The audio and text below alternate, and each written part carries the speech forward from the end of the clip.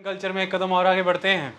देखिए, हमने last lecture के तहत आपको ये तो पढ़ा ही दिया था कि बुद्धिस्ट और जैनिस्ट लिटरेचर क्या है, उनके इम्पॉर्टेंट पर्सन्स, इम्पॉर्टेंट राइटिंग्स। लेकिन उसमें लास्ट में जाकर के हमने इन चीज़ों को समझना चाहा कि अगर हम नॉन रिलीजियस मैनर में संस्कृत टेक्स्ट की बात करें तो वो क्या बनते हैं। तो हमने धर्मसूत्र और स्मृतियों को देखा, धर्मसूत्र और स्मृतियों को देखा, और धर्मसूत्र और स्मृतियों को जोड़ दिया जाए तो हमने इन्हें धर्मशास्त्र कह के पुकारा।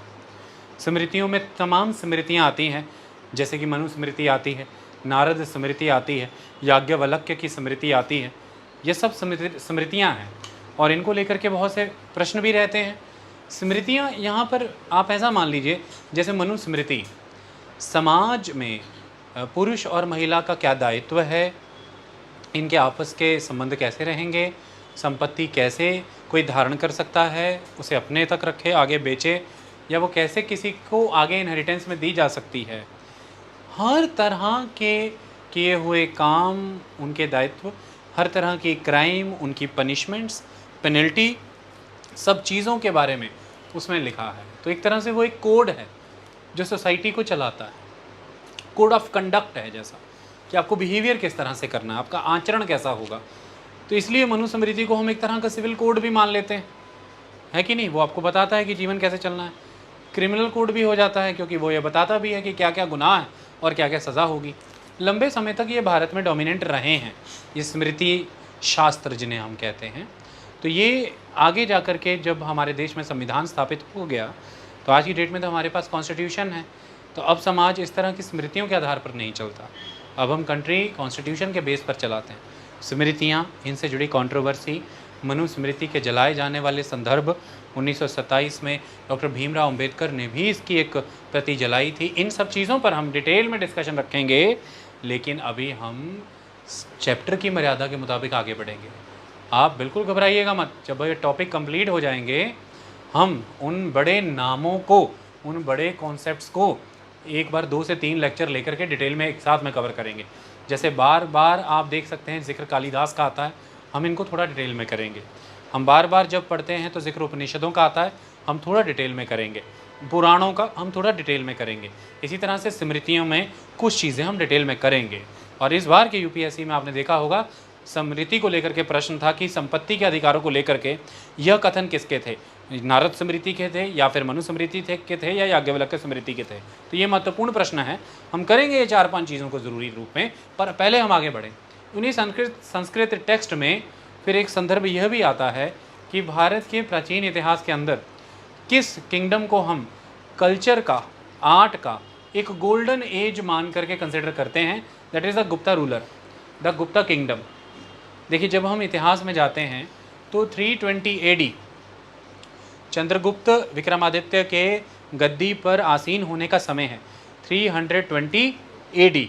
तो ये लगभग हम एक समय मान के चलते हैं कि 320 से लेकर के ऑलमोस्ट 500 AD तक का एक जो समय रहा है, ये 200 सेंचुरी का काल जो रहेगा ये गुप्तों का रहेगा, ये गुप्त काल के रूप में जाना जाएगा। AD पीरियड है ये, यानी कि CE period, common era period, Christian era period. कभी नीड हो तो मैं इन पीरियड्स के बारे में समझा दूंगा, ठीक है। तो ऐसे में इस समय में गुप्ता रूलर्स ने अपने दरबार में, चाहे वो पोएट हों, प्ले राइटर्स हों, ड्रामेटिस्ट हों, कोई भी स्कॉलर्स हों, उनको भरपूर समर्थन दिया, पैट्रोनेज दी, उन्हें जगह दी अपने दरबार में। इसकी वजह से संस्कृत लैंग्वेज को इन्होंने बहुत रिफाइन कर दिया, संस्कृत बहुत डेवलप हो गई, संस्कृत कल्चर का इतना बड़ा अंग बन गई कि एक कल्चर्ड और एजुकेटेड सोसाइटी हैं आप, ये संस्कृत से ही पता लगता था। यानी कि कल्चर्ड लोग, एजुकेटेड लोगों की यह भाषा और लेखनी हो गई संस्कृत। ओके, तो संस्कृत को काफ़ी नर्चर किया गया गुप्त काल के समय में, द गुप्ता पीरियड। और इसी संस्कृत को आधार बना करके बहुत से टेक्स्ट लिखे गए अलग अलग फील्ड में, कुछ पोएट्री लिखी गई, कुछ प्लेज लिखे गए, ड्रामास, और कई तरह के सॉन्ग्स कंपोज किए गए। ये सारी चीज़ें जो इस समय में उभर करके आई हैं, ये कल्चर के मामले में, लिटरेचर के मामले में इस गुप्ता पीरियड को गोल्डन एज के रूप में स्थापित करते हैं। ओके, जैसे कौन कौन थे इस समय में और क्या क्या रचा गया इस समय में, जरा उनको एक दृष्टि दे देते हैं। हम देख लेते हैं एक बार इस समय में कौन कौन थे और क्या क्या रचा गया था। तो इस समय के तहत जो थे वो समझिए। हमने 4 लोगों का जिक्र यहाँ पर किया है। कालिदास की बात की है, विशाखा दत्त की बात की है, शूद्रक की बात की है और हरिसेन की बात की है। 4 लोग महत्वपूर्ण। अक्सर एग्जाम में जब ये क्वेश्चन आते हैं तो हम कंफ्यूज हो जाते हैं कि ये किसके समय में थे, ये कन्फ्यूजन रह जाती है।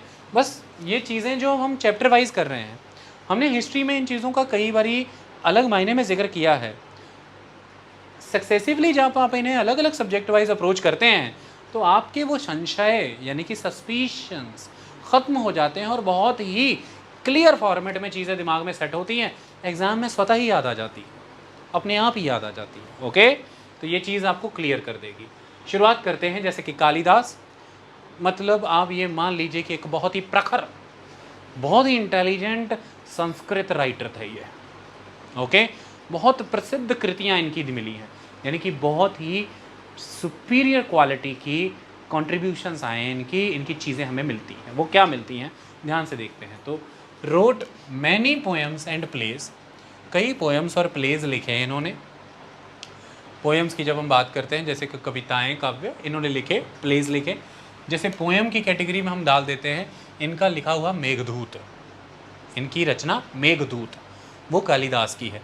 तो अब 2 बातें क्लियर हो गई, कालिदास खुद गुप्त काल के हैं और मेघदूत भी फिर गुप्त काल का हुआ। तो मेघदूत, जैसे ऋतु संभार, ऋतु संभार, जैसे कुमार संभव, कुमार संभव में बहुत अच्छा विवरण दिया गया है महादेव और पार्वती के जीवन शैली का, उनके संबंधों का, कुमार संभव। ओके, जैसे कि रघुवंश, यानी कि यहाँ पर लिखा है कुमार रघुवंश। ओके, तो कालिदास के समय में मेघदूत, ऋतु संभार, कुमार संभव, रघुवंश, इन्हें ध्यान में रखना है, ये पोयम। इसके बाद प्लेस की बात करें तो अभिज्ञान शकुंतलम, अभिज्ञान शकुंतलम, तो लिखा हुआ है अभिजान, तो अभिज्ञान ही है ये, ठीक है। अभिज्ञान शकुंतलम और विक्रमवर्ष, विक्रमवर्ष, तो विक्रमवर्षी, मालविका अग्निमित्र, मालवी का, यानी कि मालवी जो है उसका अग्निमित्र, मालविक अग्निमित्र, मालवी का अग्निमित्र।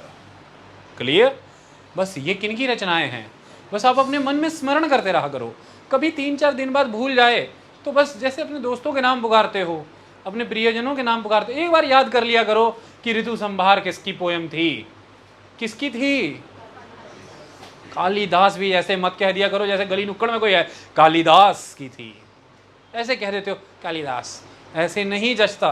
नाम लेने के लिए एक उद्घोषणा जैसा लगना चाहिए कि जैसे कुछ प्रोक्लेम सा किया गया है जब नाम लिया गया है, तभी इनको इनकी ड्यू रिस्पेक्ट मिलती है और ये हमारे शरीर में स्थापित होते हैं। ओके, मेघदूत कालिदास, ये हैं true spirit, this is good. Raghuvansh Kalidas, 3 मैंने बताए, मेघदूत मैंने बताया, ऋतु संहार मैंने बताया, रघुवंश मैंने बताया। ईमानदारी से बोर्ड पे देखे बिना चौथा आप बताइए। कुमार, देखो कैसे बोल दिया, कुमार संभव, ऐसे नहीं, कुमार संभव। जब तक बोलने में वो बात नहीं आएगी ये अंदर नहीं जाएंगे। आप इसे यकीन मानो या ना मानो, एग्जाम में ऐसे क्लिक ही नहीं करेगा कुमार संभव कालिदास। ओके, ये रूटीन चीजें नहीं है, please don't take them as a routine things. Okay, it is like a universe, उसको उतनी रिस्पेक्ट तो देनी पड़ेगी। अच्छा चलिए, प्लेज में बिना देखे, ईमानदारी वाले, प्लेज में 3 प्लेज। पहले प्ले का नाम बताओ, अभिज्ञान शकुंतलम।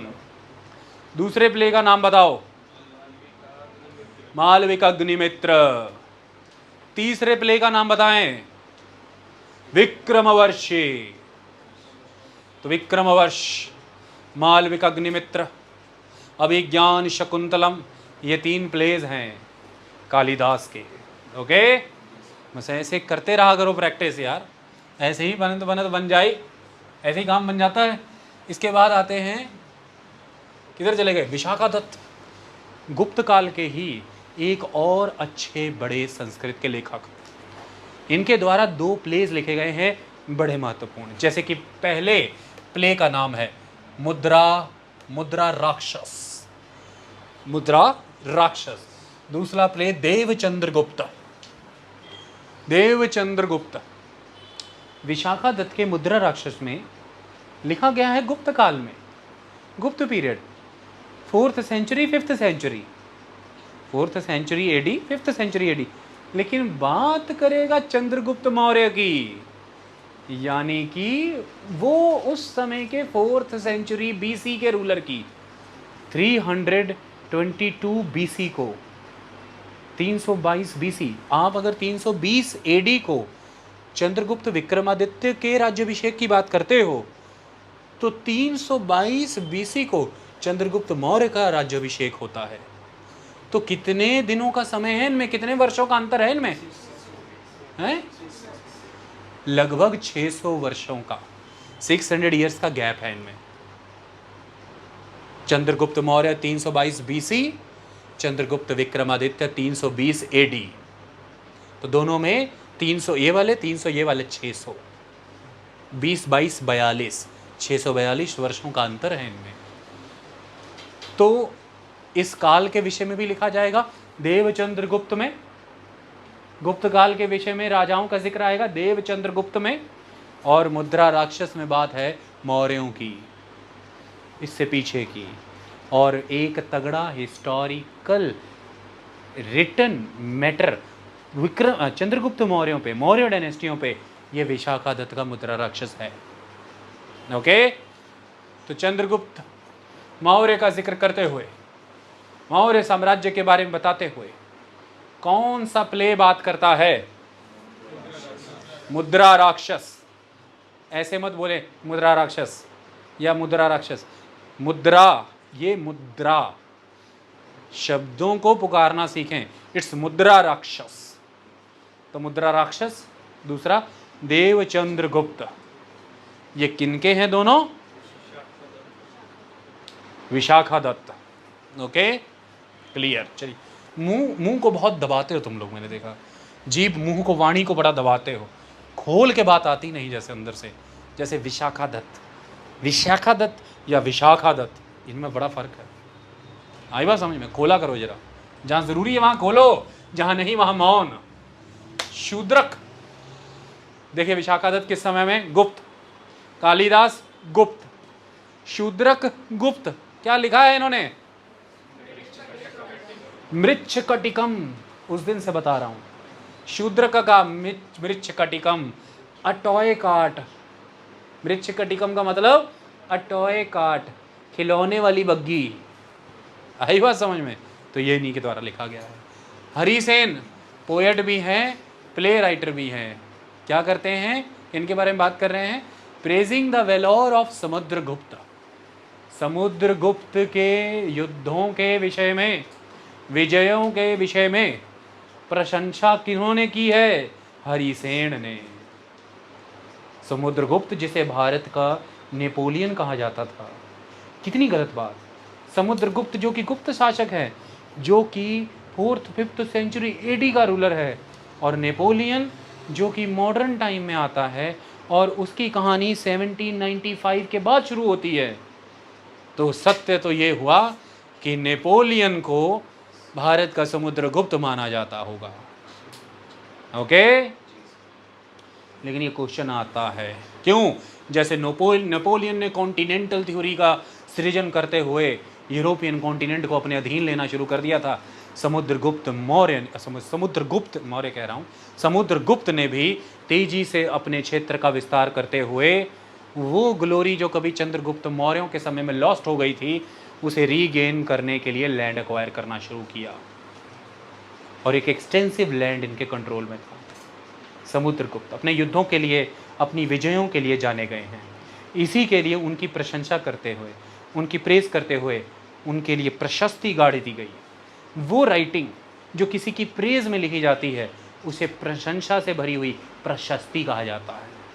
प्रशंसा से जुड़ी हुई राइटिंग प्रशस्ति।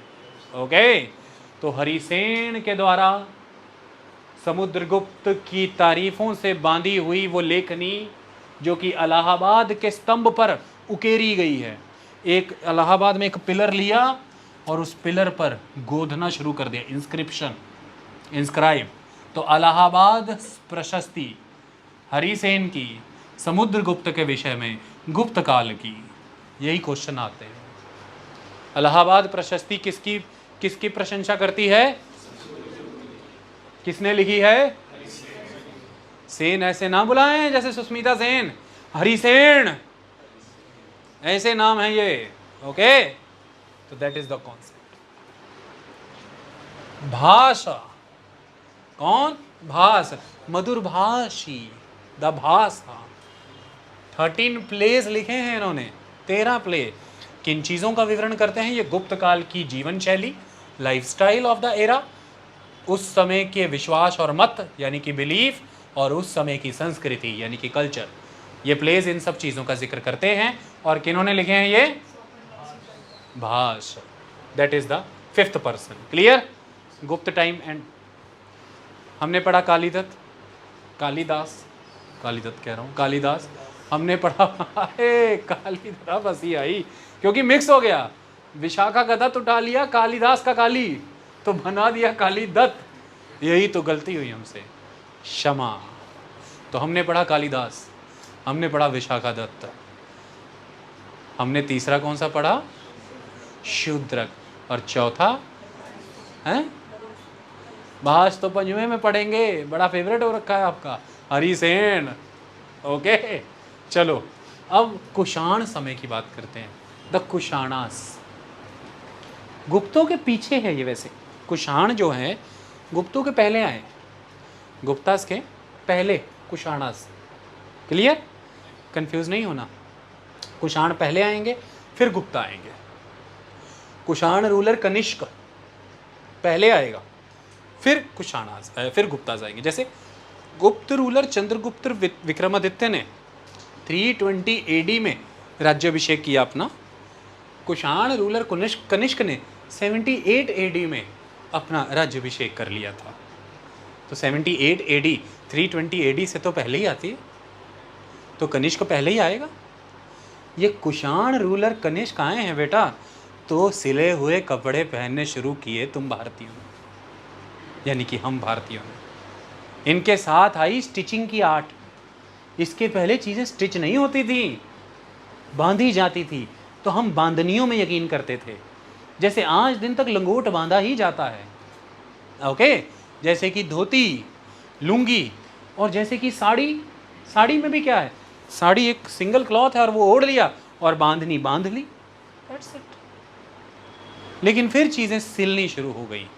ये हैं वो कुषाण शासक कनिष्क। कुषाणों के समय में पेंट पहननी शुरू हुई। घोड़े पर युद्ध करना इससे संभव हो गए, आसान हो गए, कंफर्टेबल होने लगा। कुषाण शासकों ने भारत आने पर घोड़े की काठी पर वो जो पैर फंसाने वाले शिकंजे होते हैं वो लोहे के बनाने शुरू किए, जिसकी वजह से जब आप उसे काठी से जोड़ देते हैं सैडल के साथ, तो आप उन लोहे के दोनों पांव रखने वाले शिकंजों पे ज़्यादा वजन डाल कर घोड़े को ज़्यादा तेज दौड़ा सकते हो। तो इसकी बदौलत युद्धों में घोड़े तेज हुए, घुड़सवारी मजबूत हुई, और युद्ध कला में हम निपुण हुए। और इसके दम पर घोड़े की लगाम छोड़ करके दोनों पाँव का जोर उस आयरन चेन्ड सैडल पर डाल के एक हाथ से तीर चला सकते हैं, मतलब लगाम पकड़ने की जरूरत नहीं, और भाला छोड़ सकते हैं। ये भाले छोड़ने के लिए और तीर चलाने के लिए शक्ति बहुत चाहिए। शक्ति पैरों से ग्रहण होती है, क्योंकि सारा जोर उस समय नीचे डल रहा होता है। आई बात समझ में? और उसके लिए इन चीज़ों ने मदद की। तो इन चीज़ों को स्मरण रखिएगा। मैं उन कुषाणों की बात कर रहा हूँ, सेंट्रल एशिया से आई हुई एक ट्राइब। ओके, तो इनके समय में कौन है? तो कुषाण रूलर कनिष्क पैट्रोनाइज्ड अश्वघोष। कुषाण शासकों के समय में बुद्धिज्म आगे बढ़ा, वो बढ़ ही रहा था, इनके समय में भी आगे बढ़ा। यही कुषाण शासक थे जिनके कंट्रोल में कश्मीर का इलाका था। ये सेंट्रल एशिया से आए, तो भारत के उत्तरी क्षेत्र, खास तौर पर जम्मू कश्मीर के रीजन इनके कंट्रोल में थे। और इन्हीं कुषाण शासक कनिष्क के अंडर फिर बुद्धों की चौथी संगति हुई, यानी कि बुद्ध समूह पहली बार, दूसरी बार